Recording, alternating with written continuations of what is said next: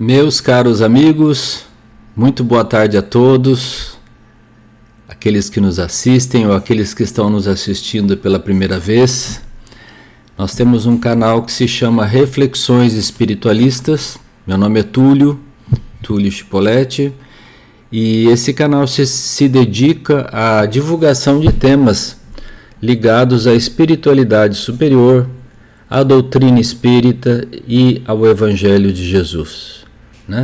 Normalmente nós aqui trazemos capítulos ou livros de espíritos importantes que trouxeram através da psicografia do Chico Xavier mensagens de alto valor educativo, moral, intelectual e principalmente de comportamento, comportamento humano.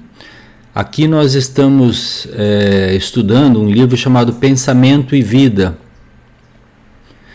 escrito pelo Emmanuel na década de 50, que mostra como o nosso pensamento influencia de sobremaneira a nossa vida, a ponto daquilo que nós pensamos fazer parte da nossa existência de forma bastante forte, eu diria, Nós já estamos estudando já há algumas semanas, hoje vamos ver o capítulo de número 21, chamado Dever, Então eu tenho certeza que todos vocês vão gostar, porque esse livro do Emmanuel é um dos livros, é difícil falar isso, mas é um dos melhores livros da lavra literária e doutrinária do espírito Emmanuel, que foi um senador romano, lá na época do Cristo, senador Públio Lentulus, como você pode ser visto no livro Há 2000 anos.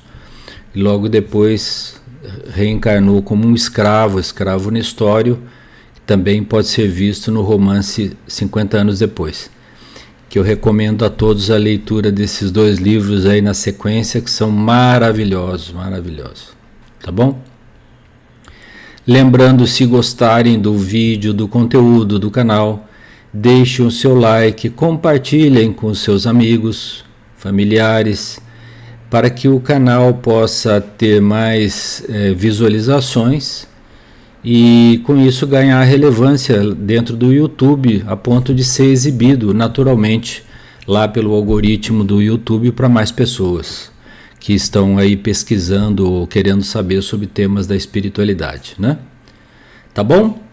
Falado tudo isso, vamos ao nosso tema da tarde ou da noite, se vocês estiverem ouvindo, assistindo durante a noite esse vídeo, E, como eu disse, o tema se trata do dever, Então nós vamos aqui estudar esse capítulo com muita calma, muita tranquilidade. Vamos lá. O Emmanuel começa dizendo o seguinte: o dever define a submissão que nos cabe a certos princípios estabelecidos como leis pela sabedoria divina para o desenvolvimento de nossas faculdades. Para viver em segurança, ninguém desprezará a disciplina. Obedecem às partículas elementares no mundo atômico e obedece à constelação na glória da imensidade.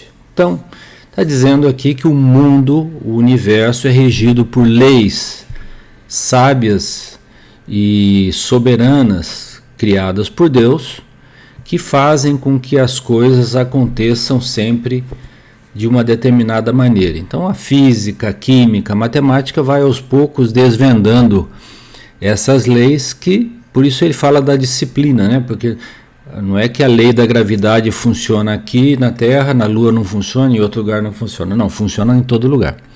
Também as leis morais funcionam em todo lugar, Então, tanto faz no mundo atômico e subatômico, como nas grandes dimensões cósmicas do universo, esses princípios estabelecidos pela lei, pela sabedoria divina, funcionam igualmente em toda parte.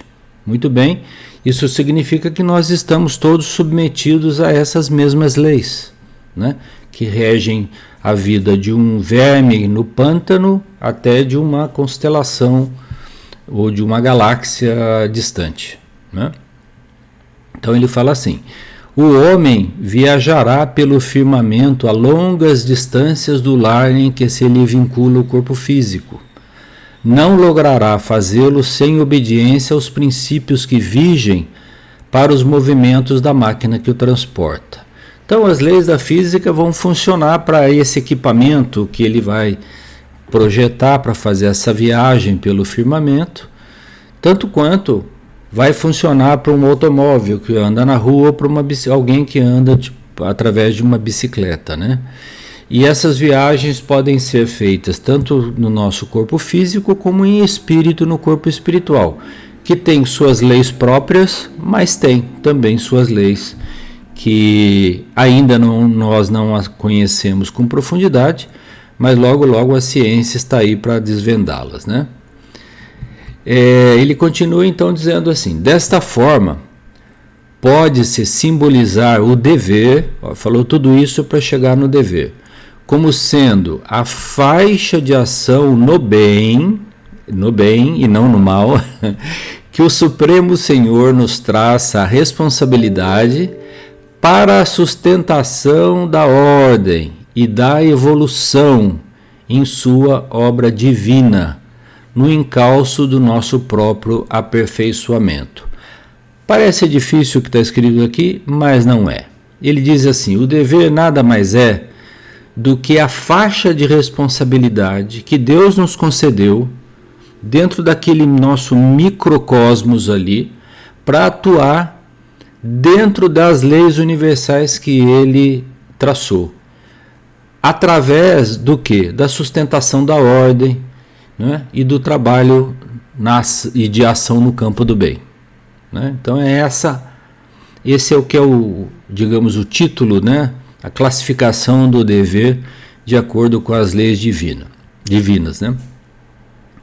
Cada consciência bafejada pelo sol da razão, né? Já nós somos seres inteligentes, não estamos falando agora mais dos animais, nem dos minerais, nem dos vegetais, né? Estamos falando do homem que tem razão. Será interpretada assim a conta de raio na esfera da vida, envolvendo da superfície para o centro, competindo-lhe a obrigação de respeitar e promover, facilitar e nutrir o bem comum, atitude espontânea, não obrigatória ou espontânea, que lhe valerá o auxílio natural de todos os que lhe recolham a simpatia e colaboração e cooperação. Então ele está dizendo assim: toda vez que nós agimos usando nossa razão, né, cumprindo o nosso dever, nós estamos atuando nessa zona, nessa esfera de ação, certo? Com o compromisso de respeitar e promover, facilitar e nutrir o bem comum. Então o dever tem que ser utilizado primordialmente para melhorar o bem comum. O que é o bem comum? O bem de todos.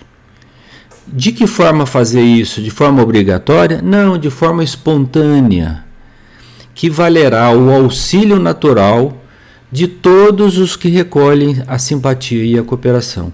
Então, é a lei das afinidades. Nós também iremos nos sintonizar com espíritos que pensam da mesma maneira, que nos ajudarão, e aqueles que recolhem a nossa tarefa no campo do dever, do bem, também nos retribuirão com simpatia e cooperação. Vocês vejam que está tudo interligado.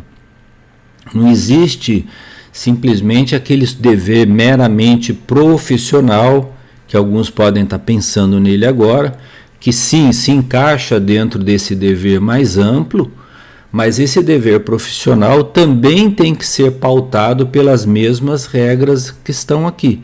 Então é lógico que se tem lá uma pessoa que trabalha num importante laboratório de farmacêutico, por exemplo, e está estudando medicamentos, vacinas, curas para doenças, ele está agindo no bem comum. Um engenheiro que está trabalhando na construção de máquinas de transporte, metrô, trens, navios, aviões, está trabalhando no bem comum, porque aqueles equipamentos de transporte serão utilizados para o bem comum. E assim vai com todas as profissões. Então nós temos que saber que a nossa função na Terra é uma função dentro da nossa faixa de ação, também como se fôssemos co-criadores junto com Deus, ajudando a criar no espaço que nos compete as coisas que Deus necessita que o homem faça. Tá certo? Ele continua assim: com semelhante atitude, essa atitude que eu acabei de descrever, cada espírito plasma os reflexos de si mesmos por onde passa. Entenderam, né? Então a gente vai deixando a nossa marca por onde a gente passa, abrindo-se aos reflexos das mentes mais elevadas que o impulsionam, que o empurram à contemplação de mais vastos horizontes do progresso e à adequada assimilação de mais altos valores da vida. Então, os amigos superiores, espirituais, do nível superior, quando veem uma pessoa dedicada a essa tarefa, a esse dever, né, no campo do bem comum, ele recebe um impulso. Então, se chegou a hora, por exemplo, da descoberta de uma determinada cura de uma determinada doença, é através daquela criatura operosa, trabalhadora, valorosa, respeitável, que esse acontecimento vai ocorrer. É assim que aconteceram todas as grandes descobertas e invenções da humanidade, né? Sempre foram através de pessoas que trabalharam muito, às vezes à custa da própria saúde do corpo físico, para conseguirem desdobrar novos horizontes que facilitariam a vida das pessoas. A eletricidade, né? Como eu já falei, a cura das doenças, as obras sanitárias, né? As descobertas no campo da eletrônica, das comunicações, né? Da aviação, né? Nos lembramos de Santos Dumont e todos eles, né? É lógico que quando alguma coisa que é inventada pelo homem é utilizada pelo mal, aqueles que o utilizam irão, na medida das suas atribuições e responsabilidades, né? Porque é diferente a responsabilidade de um operário comum de outro daquele que ordena um ataque maciço contra uma cidade cheia de civis, por exemplo. É bem diferente. Mas cada um de nós irá responder na faixa de responsabilidade a qual foi chamado a cumprir, né? Desse modo, diz o Emmanuel, né, pela execução do dever, região moral de serviço, olha bem, região moral, né, em que somos constantemente alertados pela nossa consciência, exteriorizamos a nossa melhor parte, recolhendo a melhor parte dos outros também. Então é uma espécie de troca de mútuo na qual nós fazemos o bem e também recebemos em troca esse mesmo bem, tá certo? Acontece, né, agora aqui tem um porém, né? Acontece, porém, que muitas vezes criamos perturbações na linha das atividades que o Senhor nos confia. E não apenas desconjuntamos a peça de nossa existência, como também colocamos em desordem muitas existências alheias, desajustando outras muitas peças na máquina do destino.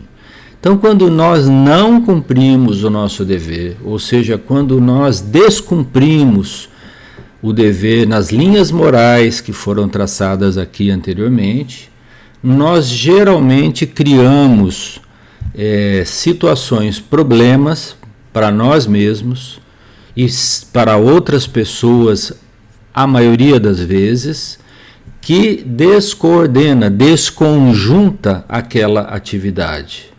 Se é na família, isso acontece na família. Se é no trabalho, acontece no trabalho profissional. Se é numa organização, uma ONG que nós trabalhamos, é lá também.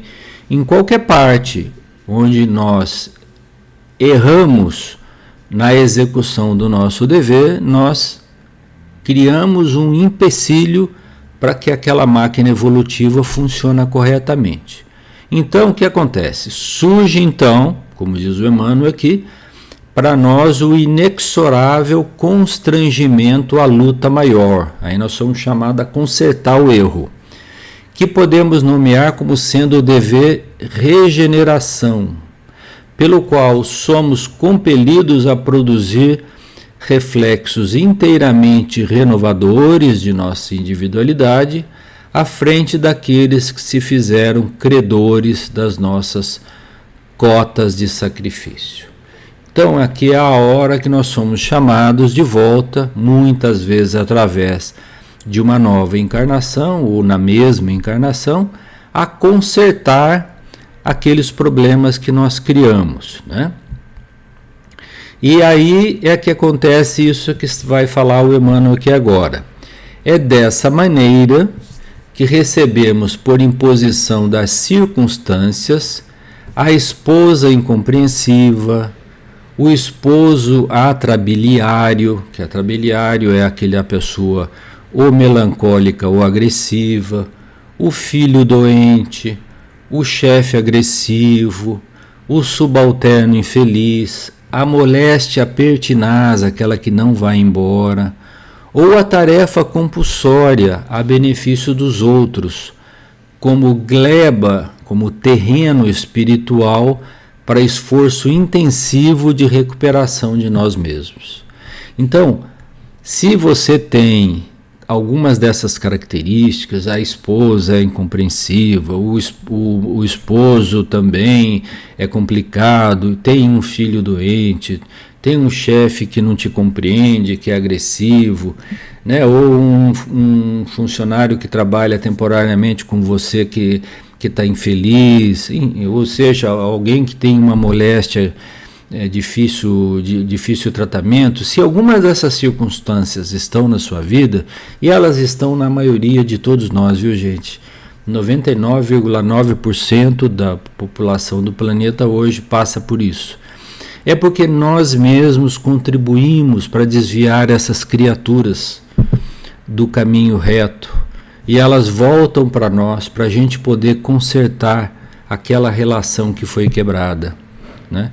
À custa de, às vezes, muito sacrifício, às vezes de dor, de sofrimento, de paciência, de humildade, para que a gente possa vencer, não essas criaturas, vencer os erros que nós cometemos e ajudá-las a também se recuperarem, tá certo? E aqui nós vamos terminando, esse é o último slide.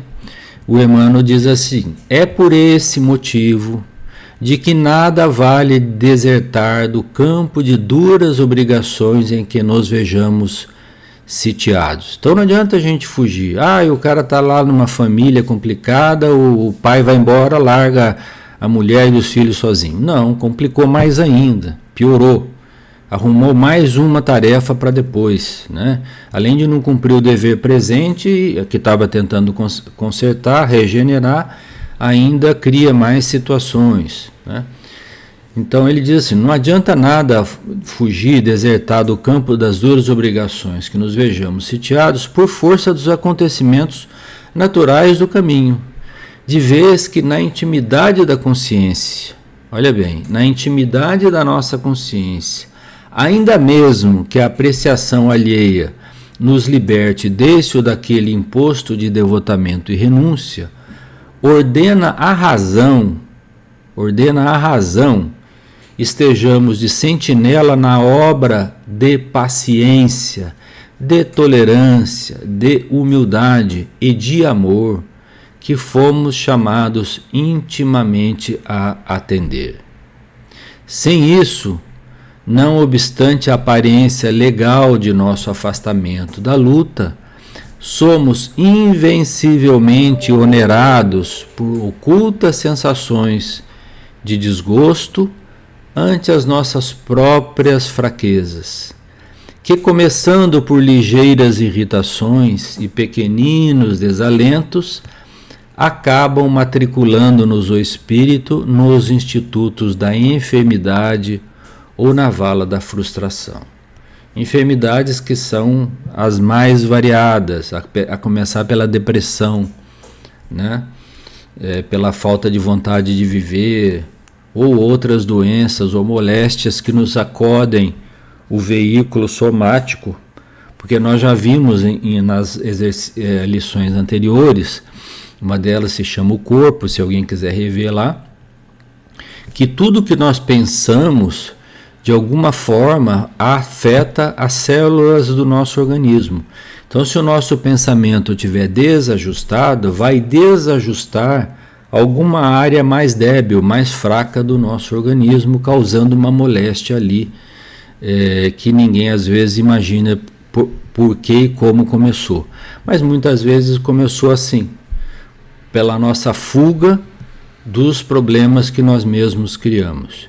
Então a melhor solução, gente, é enfrentar a vida pela frente, né? Enfrentar os problemas, enfrentar as dificuldades, mas com tolerância, com paciência, com amor, com humildade, porque fazendo e agindo dessa forma, nós também receberemos apoio, porque Deus não quer nos punir, Ele simplesmente está nos dando novas oportunidades, novas chances de nós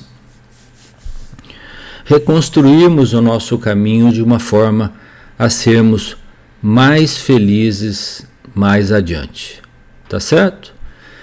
Muito bem, terminamos por aqui hoje. Fiquem com Deus. Mais uma lição do livro Pensamento e Vida. Como eu disse, se gostaram do conteúdo, deixem o seu like, compartilhem com os amigos e nos vemos na próxima semana, tá bom? Um beijo aí no coração de todos. Fiquem com Deus.